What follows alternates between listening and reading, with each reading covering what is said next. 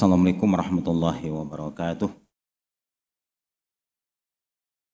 Alhamdulillahirabbil alamin.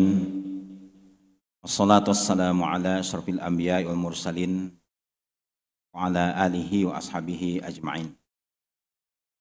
Jamaah dirahmati oleh Allah.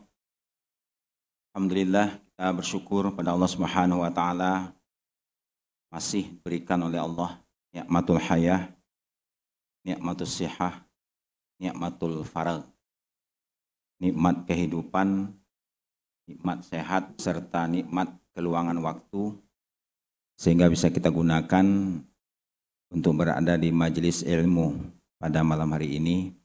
Semoga Allah Subhanahu wa taala melimpahkan maghfirahnya kepada kita semua. Salawat dan salam kita aturkan buat junjungan kita Nabi besar Muhammad sallallahu alaihi wasallam. Allahumma salli wa sallim wa barik alaih. Pada kajian kita malam hari ini bab yang ke-11, yaitu tentang al-mujahadah. Al-mujahadah ini sudah menjadi bahasa kita, ya, berjihad, ya, bersungguh-sungguh. Dan di dalam beberapa ayat Al-Ankabut ayat 69, Allah Subhanahu wa taala berfirman, auzubillahi minasyaitonirrajim, walladzina jahadu fina lanahdiyannahum subulana wa innallaha lama'al muhsinin. Dan orang-orang yang bersungguh-sungguh di jalan kami, sungguh kami akan berikan hidayah kepada mereka akan jalan-jalan kami. Dan sesungguhnya Allah bersama dengan orang-orang yang muhsinin, orang-orang yang berbuat kebaikan. Jadi orang-orang yang bersungguh-sungguh dalam mencari hidayah Allah, maka Allah akan tunjukkan hidayah tersebut. Allah akan bimbing, ya, orang tersebut dalam jalan yang diridai oleh Allah. Karena Allah itu senang dengan orang-orang yang muhsinin, orang-orang yang berbuat kebaikan. Dalam surah Al-Hijr ayat 99 Allah berfirman, wa'bud rabbaka hatta ya'tiyakal yakin. Sembahlah oleh engkau Tuhan engkau sampai datang sesuatu yang pasti. Jadi al-yakin di sini artinya adalah sesuatu yang pasti yang ditafsirkan oleh para ulama tafsir, yaitu adalah kematian. Jadi kita menyembah Allah itu sampai mati. Inilah yang kita ungkapkan dalam pernyataan kita setiap kita sholat. Inna sholati wa nusuki wa mahyaya wa mamati lillahi rabbil alamin. Di semua rangkaian kehidupan kita yang bernilai ibadah, kita serahkan semuanya kepada Allah Subhanahu wa taala. Makanya wa'bud rabbaka hatta ya'tiyakal yakin. Di sini mengandung nilai-nilai kesungguhan. Sampai mati pun kita menyembah Allah. Begitu juga misalnya di dalam surah Al-Muzammil ayat 8, wal kuris marabbika wa tabattal ilaihi tabtila.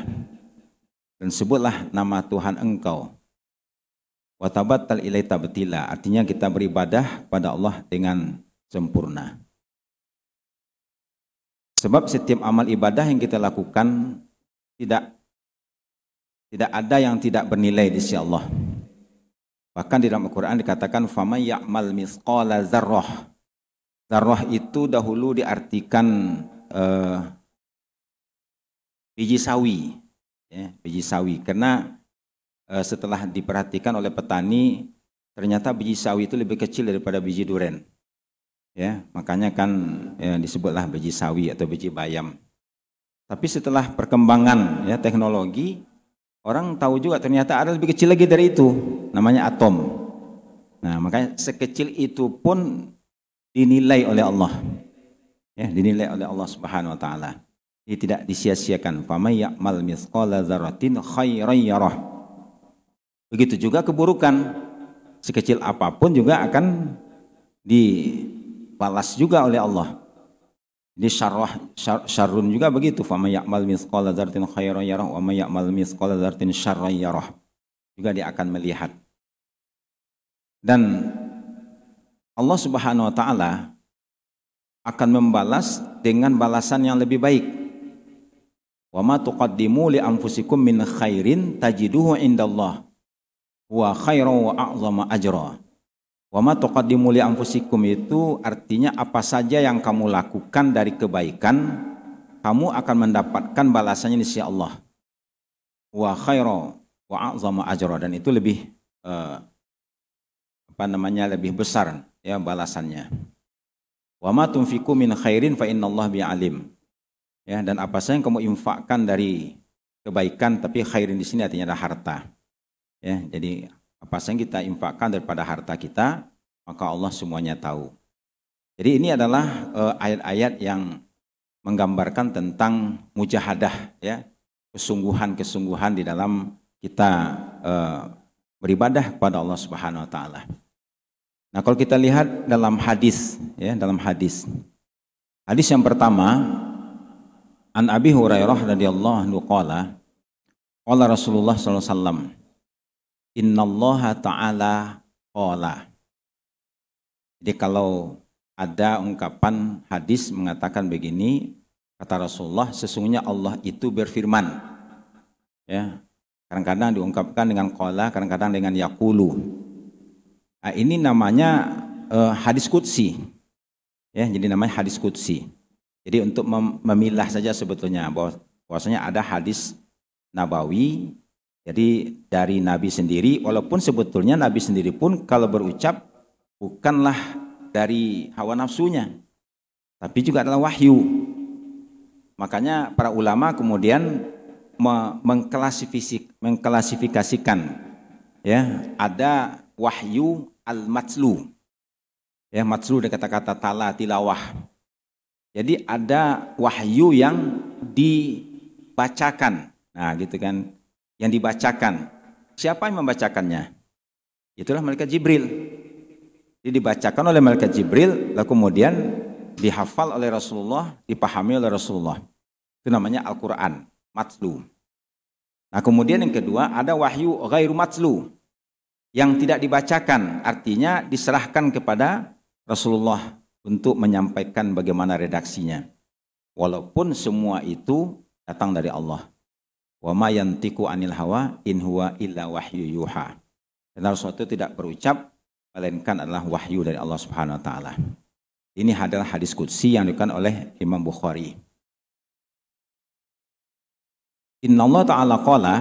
Nah, apa firman Allah dalam hadis ini? Man 'ada li waliyan. Man 'ada li waliyan. Ada itu artinya adalah memusuhi. Ya. Jadi orang siapa saja yang memusuhi waliku. Nah, di sini adalah li waliyan. Siapa saja yang memusuh waliku, faqad azantuhu bil harb. Aku akan umumkan kepada orang itu perang. Nah, ini hati-hati kita kalau kita memusuhi wali Allah, urusannya bukan dengan wali Allah itu, tapi urusannya adalah dengan Allah. Kenapa? Karena wali Allah ini adalah orang yang dicintai oleh Allah. Lalu kita musuhi misalnya. Ya. Kita saja misalnya kalau dalam hidup ini kalau ada orang yang memusuhi ayah kita gimana? Atau ibu kita. Ya, mungkin juga akan siap juga memerangi orang itu. Hadapan orang itu. Nah, ini hamba Allah ini sudah sampai kepada tingkat wali Allah. Lalu kemudian dimusuhi oleh seseorang. Maka aku akan umumkan perang dengannya. Yang pertama penggalan hadis ini. Wa ma taqarraba ilayya 'abdi bi syai'in ahabba ilayya mimma iftaratu alaih. Dan tiadalah hambaku melakukan taqarrub kepadaku dengan sesuatu yang lebih aku cintai, yaitu apa yang telah aku fardukan kepadanya. Jadi ketika kita melakukan ibadah sholat misalnya, sebetulnya substansi daripada ibadah sholat itu bukan hanya semata-mata bentuk ubudiyah kita kepada Allah, tetapi di situ terdapat mendekatkan diri kepada Allah. Itu namanya takarub. Ya, jadi takarub kita itu dengan melaksanakan ibadah sholat kah, atau ibadah puasa kah, atau ibadah haji kah, ya itu sebetulnya ada sesuatu nilai di situ, nilai takarub, mendekatkan diri kepada Allah. Ya, walaupun kita melaksanakannya karena perintah dari Allah. Nah, kemudian Allah mengatakan, dan takarub yang lebih aku cintai yang dilakukan oleh hambaku kepadaku, yaitu apa yang aku fardukan. Ya, apa yang difardukan oleh Allah kepada kita? Salat misalnya. Ya, jadi kalau kita bandingkan manakah yang lebih baik, salat subuh misalnya dengan salat Idul Fitri atau Idul Adha. Jadi jangan sampai ada orang yang tidak salat subuh tapi salat Idnya gitu. Ya, sementara yang satu fardu, yang satu sunnah. Nah itu, jadi yang paling dicintai oleh Allah tetap adalah yang fardu. Itu yang pertama.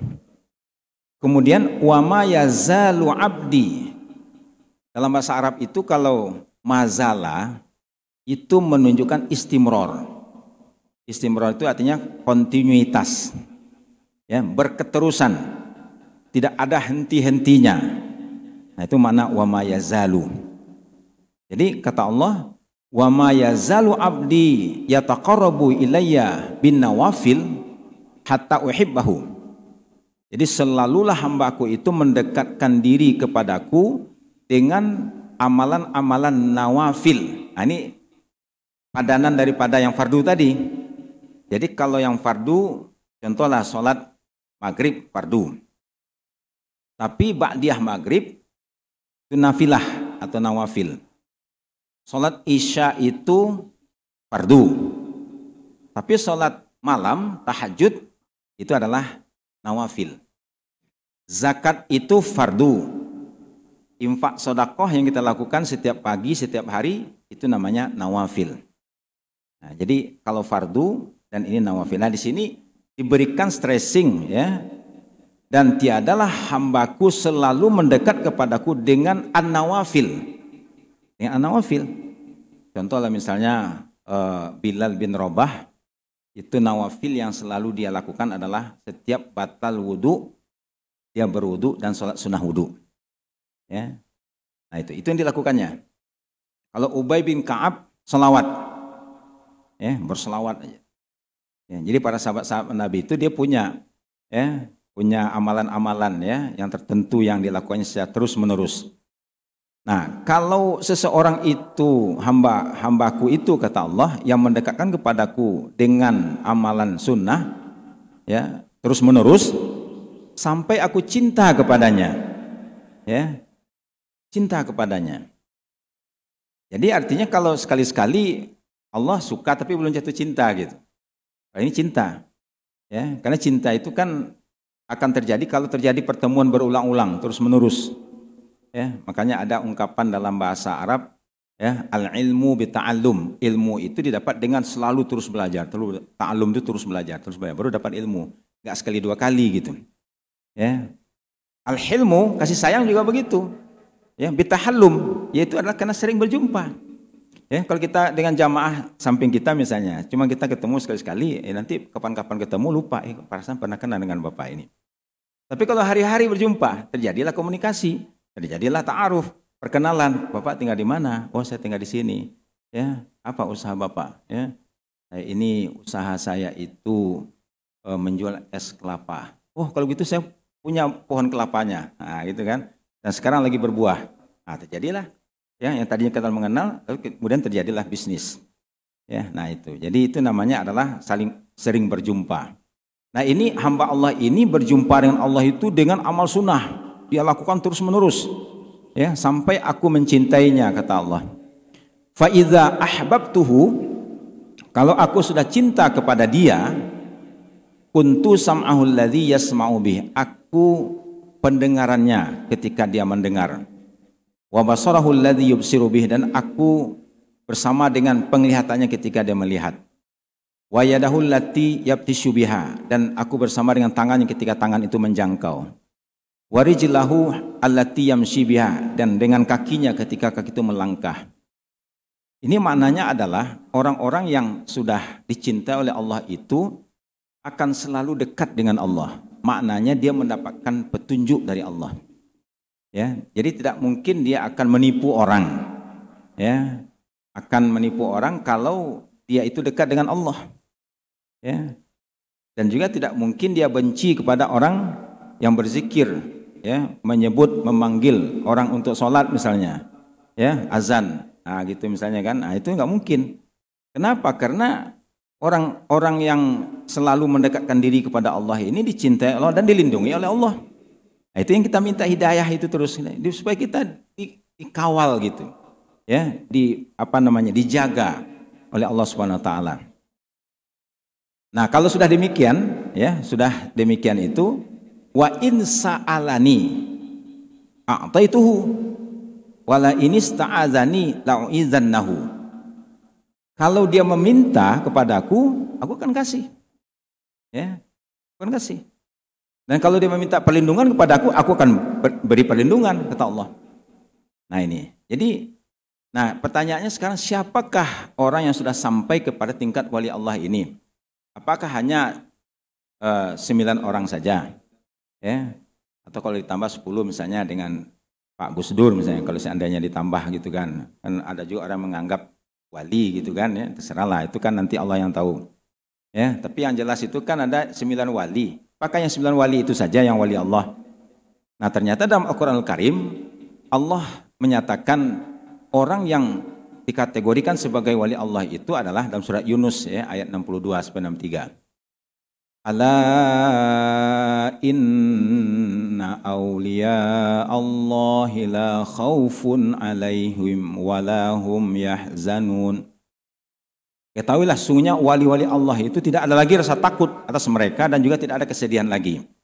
Ya, siapa mereka yang sudah sampai kepada tingkat demikian itu, nggak ada khawatir, nggak ada takut, kondisi apapun dia tenang-tenang saja, aman saja. Siapa mereka? Alladzina amanu wa kanu yattaqun. Mereka adalah orang yang beriman dan kemudian sampai kepada tingkat muttaqin. Yattaqun. Jadi beriman sampai ke tingkat muttaqin. Nah, kalau sudah sampai ke tingkat muttaqin ini, nah, Allah mengatakan dalam salah satu firman surah Qaf mengatakan, "Mayyattaqillaha yaj'al lahu makhraja wa yarzuq min haitsu la yahtasib." Ya, waj'al min amrihi yusra. Allah akan berikan kemudahan segala urusan-urusannya. Kalau sudah sampai kepada tingkat muttaqin ini. Nah, jadi tingkat muttaqin ini adalah dilakukan oleh seseorang yang terus-menerus melakukan ibadah-ibadah, ya, sunnah atau nawafil. Ya, kadang-kadang kalau kita sebut sunnah itu kalau tidak memahami bahasa bisa salah paham juga.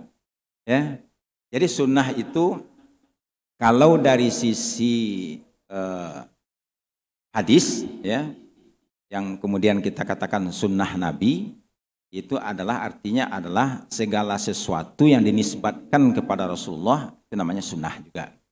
Ada sunnah qauliyah kalau perkataan Nabi, sunnah fi'liyah kalau perbuatan Nabi, ya. Kemudian juga sunnah takririyah kalau ketetapan dari Nabi. Nabi tidak melakukan tetapi atau juga tidak memerintahkan, ya, tapi Nabi menetapkan. Nah, gitu kan, menetapkan. Seperti Nabi menetapkan apa yang dilakukan oleh Bilal, ya. Nah, itu kan ditetapkan oleh Nabi. Bahkan ada orang berselawat, ya, lalu dipanggil duduk di samping Rasulullah. Padahal di situ ada Umar, ada Abu Bakar. Ya, artinya kan dimuliakan. Nah, keheranan para sahabat ini dijelaskan oleh Rasulullah. Sahabatku ini, dia telah berselawat kepadaku dengan selawat yang belum pernah ada sebelumnya. Artinya Nabi tidak mengajarkan, tapi dia sendiri yang membuat selawat itu. Apa selawatnya itu? Ya, Allahumma shalli ala sayyidina Muhammad fil awalin wal akhirin wa fil mala'il a'la ila yaumiddin. Nah, kan itu selawatnya itu. Ya, sampai Rasulullah kemudian itu namanya takrir, ya, takrir. Penetapan dari Rasulullah SAW. Nah, itu dari sisi sunnah dalam pengertian ya apa yang dinisbatkan kepada Rasulullah. Tapi ada juga sunnah dalam pengertian bukan yang fardu, nafilah namanya. Nah, cuman kita ini sholat sunnah nih, gitu kan. Ini baca Quran tapi sunnah. Ya, apa itu misalkan setiap hari Jumat bapak-bapak, ibu-ibu membaca surah Al-Kahfi misalnya. Nah, itu disebut sunnah juga. Ya. Yang artinya apa? Dari sisi hukum, mayusabu ala fi'lihi wa la yu'aqabu ala tarkihi. Ya, segala sesuatu yang dilakukan dapat pahala, tapi kalau ditinggalkan tidak berdosa apa-apa. Nah, itu namanya sunnah. Sunnah juga artinya.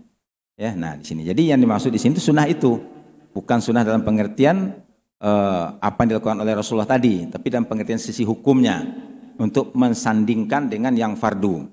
Ya, kita juga kadang-kadang anak yang sudah anak laki-laki ya sudah usia 9 atau 10 tahun, ini disunah, sunat juga artinya sunnah, yang disunat ya, dari kata-kata sunnah juga ya. Itu tergantung redaksi kalimatnya.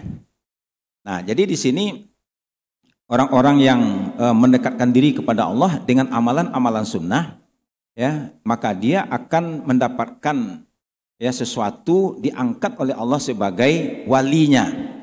Nah, kalau orang yang sudah sampai kepada tingkat wali Allah ini dimusuhi, ya, dimusuhi, maka urusannya adalah bukan dengan orang ini, tapi dengan Allah. Allah akan nyatakan perang dengan dia. Makanya kita harus sangat hati-hati sekali, ya, jangan sampai kita misalnya dendam kepada seseorang, padahal orang ini orang yang beriman, misalnya gitu kan. Ya taat ya, mungkin karena ada kesalahpahaman misalnya begitu kan, nah, itu jangan dimaafkan. Ya, kenapa? Karena orang yang beriman itu, sesama orang beriman itu telah dipersaudarakan oleh Allah. Ya, jadi ada Allah mempersaudarakan sama orang beriman. Ya, misalnya sekarang ini ya saudara-saudara kita yang ada di, taruhlah misalnya yang ada di India, ya kan sekarang mengalami luar biasa yang dialami oleh mereka, diserang terang-terangan di siang hari, dipukul, dibunuh, dan bahkan kepalanya dipisahkan ya. Nah, itu doa kita kepada mereka itu sampai ya, disampaikan oleh Allah, kita doakan mereka. Atau yang sekarang di Ukraina itu yang sekarang lagi diserang ya, kalau ada kaum muslimin di sana. Ya. Nah, itu kenapa? Karena saudara kita begitu. Ya, saudara kita. Kenapa? Saudara seiman. Ya. Saudara seiman. Makanya selalu kita doakan. Bahkan sudah menjadi satu rukun dalam khutbah. Ya, dalam mazhab Syafi'i itu salah satu rukun khutbah itulah mendoakan kaum muslimin dan muslimat. Ya, jadi kalau sudah mau selesai khatib itu biasanya di akhir, di penghujung itu kan Allahumma ighfir muslimina wal muslimat, mu'minina wal mu'minat. Nah, itu semua orang itu biasanya bangun. Ya, bangun mendoakan itu, langsung responnya aminnya kenceng. Ya, rupanya terbangun rupanya. Ini sudah mau selesai khutbahnya gitu. Ya, karena kita membiasakannya di akhir masalahnya. Ya, di akhir gitu, ya. Mendoakan ya. Walaupun sebetulnya mendoakan itu bisa di awal, bisa di tengah, bisa di akhir ya, namanya doa kan. Tapi rata-rata kan doa itu di akhir ya. Sebelum kita selesai sholat gitu kan, atau khutbah, nah kita tutup dengan doa biasanya begitu. Baik. Jadi dalam hadis ini kita cari satu amalan. Ya, amalan yang bisa kita lakukan secara terus menerus. Bahkan ada yang luar biasa lagi kalau bisa dilakukan ya, 40 hari saja. Ya, tapi memang berat ya. 40 hari saja lakukan sholat berjamaah ya, mulai dari takbir pertama. Jadi tidak pernah telat gitu. Ya, 40 hari itu. Nah, kalau itu dilakukan dalam hadis dikatakan orang ini akan terhindar dari kemunafikan dan tidak akan disentuh oleh api neraka. Ya, artinya dia akan dihindarkan oleh Allah dari siksa api neraka. Tapi 40 hari. Nah, itu kan.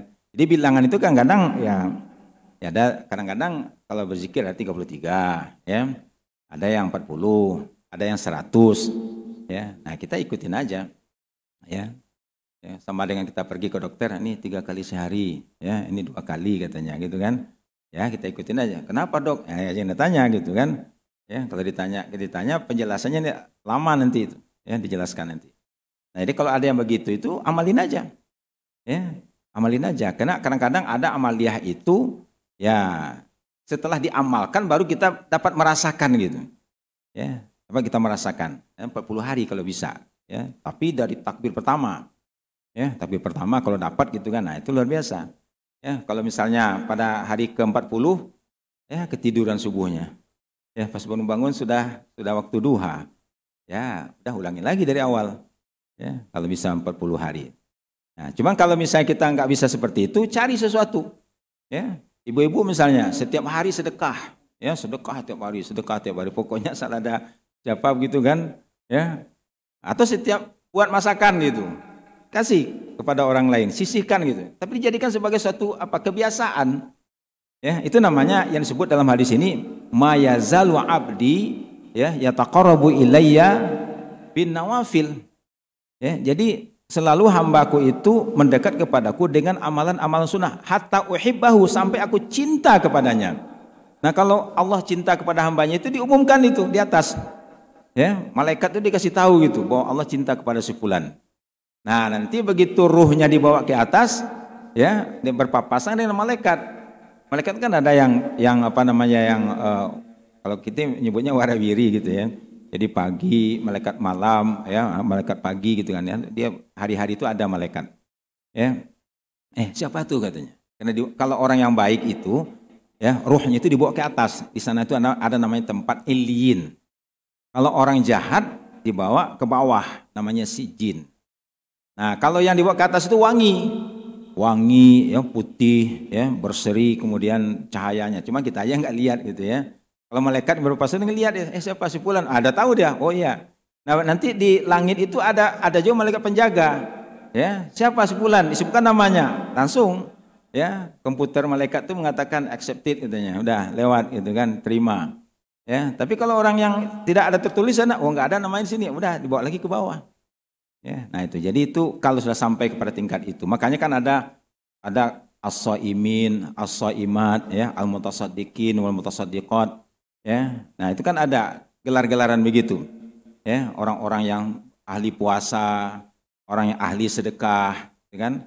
Atau ahli tahajud misalnya, al-qanitin wal qanitat.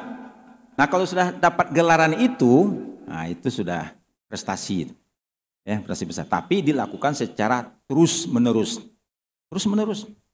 Ya, jadi bukan sekali-sekali gitu. Artinya menjadi akhlaknya gitu. Menjadi satu yang melekat pada diri. Karena akhlak itu sesuatu yang melekat pada diri. Ya, nah itu dilakukan terus-menerus. Ya. Kita carilah begitu amalan. Ya. Atau misalnya kalau kita ingin terhindar dari azab kubur misalnya. Setiap malam sebelum tidur baca surah Al-Muluk. Tapi terus. Ya, terus setiap malam gitu, terus besok malam lagi sampai mati. Ya, hatta ya'tiyakal yakin. Nah, gitu kan. Wa'bud rabbaka hatta ya'tiyakal yakin. Dijadikan sebagai satu amalan yang berketerusan. Nah, kalau sudah demikian, maka orang ini menjadi wali Allah. Ya. Dan kalau wali Allah yang sudah diketahui, dianggap oleh masyarakat, ya, karena mungkin kelihatan itu memang berbeda. Taruhlah Wali Songo misalnya. Ya, coba baca sejarahnya begitu kan. Ya, sejarah Wali Songo itu ada begitu. Bukan fiktif itu. Ya, bukan fiktif. Ya, karena bukti-bukti sejarahnya ada gitu. Ya, nah, coba perhatikan begitu. Ya, amalan-amalannya. Ya, nah, ya kita tidak bisa mungkin mengikuti seperti mereka begitu. Itu hadis yang pertama ya. Kemudian hadis yang kedua, An Anas radhiyallahu anhu anin nabiyyi sallallahu fima yarwihi an rabbihi azza wa jalla. Ini juga diskusi. Fima yarwihi an rabbihi. Ya, kalau hadis yang pertama kan redaksinya innallaha ta'ala qala. Nah, kalau ini redaksinya adalah fima yarwihi an rabbihi azza wa jalla qala. Jadi hadis qudsi juga. Kata Allah dalam hadis ini, "Idza taqarrabal 'abdu ilayya shibran taqarrabtu ilaihi zira'an." Ya. Kalau hambaku mendekat kepadaku sejengkal, aku akan mendekat kepadanya sehasta. Zira' itu ini. Ya. Zira' ini. Kalau jengkal gini, jengkal begini. Ya, jengkal ya. Nah, kalau hambaku mendekat kepadaku sejengkal, ini bahasa kiasan ya, kiasan ya. Dipahami dengan, jadi jangan dipahami secara letterlet ya. Letterlet nanti nggak paham kita. Ya. Wa idza taqarraba ilayya zira'an taqarrabtu minhu ba'an. Ya, kalau dia mendekat kepadaku sehasta, aku mendekat pada sedepah. Nah, sedepah ini. Ya, ini depa ya, depa. Ya. Wa idza atani yamshi ataitu harwalatan. Kalau dia datang kepadaku berjalan, aku sambut dengan berlari. Nah, cuman kita tidak boleh mempersonifikasikan Allah. Ya. Jadi makanya ulama kemudian ya mengatakan akidah keimanan kita itu ya dibangun dengan meyakini sifat-sifat Allah. Ya. Wujud, hidam, baqa. Nah, itu kan sudah disusun oleh para ulama begitu ya. Itu harus kita bersyukur itu. Ya, emang Allah itu ada wujud. Terus bagaimana wujudnya Allah itu? Ya, keberadaannya bagaimana? Ya, keberadaannya itu ya dahulu sebelum ada makhluk sudah ada.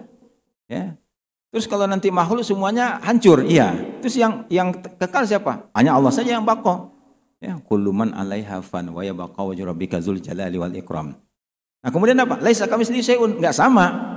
Walaupun disebutkan di sini berlari, berjalan, ya menyambut itu bahasa kiasan. Bagaimana Allah berjalan berlari segala macam itu tidak kita katakan demikian. Cuman kita meyakini laisa kamitslihi syai'un. Enggak ada yang serupa dan setanding dengan Allah. Nah, makanya perlu menginterpretasikan itu namanya takwil. Jadi memang ada yang harus ditakwilkan, ya. Kalimat bahasa Arab itu kan ya ada bahasanya bahasa yang real, yang zahir, ada yang bahasa kiasan. Ya, Nabi sering itu menggunakan bahasa-bahasa seperti itu. Wah, datang ahli surga katanya. Ya. Padahal orang itu belum masuk surga gitu. Terjebak ahli surga. Wah, bahkan ada gelar-gelar juga. Ya, ada sahabat yang digelar namanya Asadullah. Asad itu artinya singa. Ya, singanya Allah. Ya, Hamzah itu digelarnya Asadullah. Ada lagi digelar dengan apa namanya? Saifullah. Pedang Allah, nah gitu kan. Nah, Khalid bin Walid itu disebut dengan Saifullah. Ya, nah itu gelaran-gelaran ya bahasa Arab. Nah, jadi di sini kita menunjukkan bahwa hadis ini menunjukkan bahwasanya Allah Subhanahu wa taala itu ya akan senantiasa memberikan nilai lebih dari apa yang dilakukan oleh hamba-hambanya. Nah, oleh karena itu harus kita jaga. Bagaimana kita menjaga? Jangan kita rusak. Amal ibadah yang kita lakukan itu jangan kita rusak. Dengan apa? Dengan perbuatan syirik. Itu satu. Nah, kemudian ada satu hadis ya, ini untuk menjaga ya. Ini hadis ini terdapat di dalam kitab Arba'in An-Nawawiyah. Masih Imam Nawawi juga, kalau disulnya Imam Nawawi juga. Ada 40 hadis, tapi ini hadis yang ke-29. Bisa dilihat nanti di Arba'in An-Nawawiyah. Ya, ini untuk menjaga amal ibadah kita gitu ya, jangan sampai rusak. Jadi ini yang merekam ini adalah Mu'az bin Jabal. Mu'az bin Jabal ini seorang sahabat yang diakui keilmuannya, ya, sampai kemudian Rasulullah mengutus untuk menyampaikan dakwah ke negeri Yaman. Ya, nah sebelum diutus itu dites dulu oleh Rasulullah. Ya, hai Mu'az, dengan apa engkau putuskan perkara? Dengan kitabullah. Kalau engkau tidak menemukan yang kitabullah, dengan apa kau putuskan perkara? Bisunnati Rasulillah. Kalau engkau mendapatkan suatu masalah yang tidak ada di kitabullah, tidak ada di sunnah Rasulillah, ajtahidu ra'yi, aku berijtihad, wala alu, tapi tidak asal-asalan, tidak main-main. Nah, artinya memang ada masalah-masalah yang nanti yang muncul yang mungkin tidak ada di dalam kitabullah juga nggak ada, dalam sunnah Rasul juga nggak ada. Nah, ulama kemudian lahirlah ulama mujtahid. Ya, ulama mujtahid yang diakui ya dari sisi hukum, ya kan ulama itu kan tergantung juga dari disiplin ilmunya. Kalau ulama tafsir misalnya, ya terkenalnya Imam At-Tabari, ya Imam Ibnu Katsir, ya. Nah, itu kan Al-Alusi gitu kan. Banyak itu ulama tafsir. Tapi kalau ulama yang tafakuh fiddin, walaupun semuanya tafakuh juga, cuman dia memiliki keistimewaan begitu. Ya, itulah Imam Abu Hanifah. Ya, pengikutnya disebut dengan Hanafi. Ya, ada lagi Imam Malik, ya, Malik bin Anas, ya, itu pengikutnya disebut Al-Maliki. Ya, ada lagi Muhammad bin Idris Asy-Syafi'i, ya, kita kenal dengan Imam Syafi'i. Maka pengikutnya mengikuti apa cara ijtihadnya Imam Syafi'i. Nah, itu bermazhab Syafi'i. ada namanya Imam Ahmad bin Hambal. Ya, nah itu pengikutnya disebut Hambali. Nah, kalau kita lihat di beberapa negara, ya, kalau di Irak, ya, Kufah, Basrah, dulu itu banyaknya mazhab Hanafi. Makanya pernah Imam Asy-Syafi'i sholat di satu masjid, ya, yang dulunya di situ imam besarnya adalah Imam Hanafi. Ya, kebetulan Imam Syafi'i ini menjadi imam pada sholat subuh. Nah, sekali-sekalinya lah gitu Imam Syafi'i itu yang tidak kunut subuh. Nah, gitu kan. Karena selama ini dalam mazhab Syafi'i itu kunut subuh itu dilakukan terus. Ya, walaupun tidak wajib tapi dilakukan terus gitu. Ya, kenapa? Karena mengikuti hadis Nabi bahwa Nabi sampai akhir hayatnya kunut subuh. Ya, nah, ditanya oleh muridnya, ya, Tuan Guru, kenapa enggak kunut? Saya menghormati guru besar di sini, maksudnya Imam Abu Hanifah, yang selama hidupnya enggak kunut, nah, gitu kan? Karena Imam Abu Hanifah rupanya pahamnya tidak kunut subuh gitu kan? Nah, penghargaan, ya. Nah, yang kunut subuh itu siapa? Mazhab Maliki. Cuman Maliki di mazhab ini bedanya apa? Kalau Imam Maliki itu kunut subuhnya itu sebelum i'tidal. Sebelum baca Sami Allahu liman hamidah. Maka itu biasanya di Maroko, di Sudan, di daerah-daerah situ biasanya Maliki yang banyak. Ya, kalau dulu awal-awalnya di Makkah Madinah gitu, karena beliau kan itu. Tapi kan namanya peredaran, ya. Kondisi ini ya bisa merubah juga begitu. Nah, kemudian Imam Syafi'i, ya. Nah, kemudian Imam Ahmad bin Hambal. Ahmad bin Hambal ini kunut menurut beliau ini yang dilaksanakan kunut witir. Ya. Makanya di Saudi Arabia, karena di situ banyak mayoritasnya lah begitu sekarang ini mazhab negaranya Hambali, padahal sebelumnya itu Syafi'i. Ya, jadi sebelum kan dulu itu kan terjadi, ya, dalam dunia politik, ya, bahwasanya dulu ada kekhalifahan, ya, Utsmani gitu kan, yang dulu tempat pusatnya itu di Turki. Ya, kekhalifahan lah. Nah, kemudian Saudi ini memisah. Nah, sebelum itu mazhab di sana itu mazhab Syafi'i. Ya, makanya terkenallah ulama-ulama dahulu kan, ya, yang bermazhab Syafi'i, dan di Masjidil Haram juga mengajarnya mazhab Syafi'i misalnya gitu. Nah, tapi kemudian setelah dikuasai oleh Bani Saud begitu kan, nah, Bani Saud ternyata bermazhab Hambali, maka Hambali yang ditekankan. Nah, sekarang yang banyak itu ya di apa? Di Asia Tenggara. Karena ulama lu pulang ke Asia Tenggara, ada yang ke Malaysia, ke Indonesia, ya, nah, dia bermazhabnya mazhab Syafi'i mayoritas. Tapi karena sekarang ini sudah menyebar juga anak-anak sekolah, ada yang sekolah ke Pakistan, ada yang sekolah ke Mesir, ada yang sekolah ke Saudi Arabia, ada yang sekolah ke Sudan, misalnya gitu kan. Nah, sudah bercampur-campur, ya, bercampur. Nah, dan hal itu hal yang biasa, ya, normal, tidak ada masalah. Ya, sepanjang apa? Sepanjang saling hormat menghormati, harga menghargai. Tapi ketika ada salah satu yang mengatakan saya yang benar, Anda yang salah, nah, itu menjadi masalah. Dan itu tidak pernah terjadi di zaman para ulama mujtahid. Ya, mereka saling harga menghargai. Imam Ahmad bin Hambal jadi ditanya oleh muridnya, Tuan Guru, bagaimana kalau saya sholat di belakang orang yang bermazhab Syafi'i? Sementara dia kunut subuh. Oh, ikutin aja, kan kita berjamaah katanya. Ya, jadi kalau misalkan bapak misalnya dapat pelajaran misalnya tidak kunut subuh, kebetulan sholat di Asopia misalnya gitu kan, ya subuh di sini kunut gitu kan, ya kunut. Nah, subuhnya ikut aja kunut, ya, karena doa kunut itu kan baik, apalagi sekarang ditambah dengan mendoakan kaum muslimin yang ada di India, ya. Kan kita doa Allah mansur al muslimina al mazlumina, ya, fi Hindi misalnya, atau fi Suriah, atau fi Palestina misalnya gitu kan, mendoakan. Karena saling mendoakan, itulah karena Nabi dulu itu selalu mendoakan sahabatnya kalau ada dalam masalah, itu diantaranya itu dilakukannya ketika subuh itu, ya, setelah i'tidal didoakan si fulan bin fulan, redaksinya bebas saja, ya, Allah mansur, ya, disebutkan namanya, ya Allah tolonglah sahabatku ini, tolonglah begitu kan. Nah, itu jadi itu namanya masalah-masalah perbedaan yang khilafiyah yang diterima begitu, ya, secara syariat. Baik, kembali ini kepada hadis yang terakhir ini saya ingin sampaikan. Jadi Mu'az ini bertanya begini, ya Rasulullah, akhbirni bi amalin yudkhiluni al-jannah wa yubaiduni anin nar. Ya Allah, coba engkau jelaskan kepadaku amalan yang akan memasukkan aku ke dalam surga dan menjauhkan aku dari neraka. Kata Nabi, laqad sa'alta an azim. Kamu menanyakan hal yang sangat dahsyat katanya, ya. Tapi ini mudah kalau Allah mudahkan. Nah, gitu kan. Ya, ini kan persoalan besar ini. Dimasukkan Allah ke surga dan dihindarkan dari neraka. Ya. Nah, lalu dijawab oleh Nabi, ta'budullah la tusyriku bi syai'an. Ya, kamu sembah Allah, jangan kamu persekutukan dengan apapun. Waktu qimus shalah, kamu tegakkan salat. Waktu tiaz zakah, kamu bayarkan zakat. Waktu sumu Ramadan, kamu puasa Ramadan. Waktu hujul bait, kamu haji. Lalu kemudian Nabi menjelaskan begini, ala aduluka ala abwabil khair, maukah aku tunjukkan kepada engkau Muaz pintu-pintu kebaikan? Kata Muaz, ya Rasulullah. Apa pintu kebaikan itu? As-saumu, puasa. Ya, puasa itu maksudnya puasa sunnah.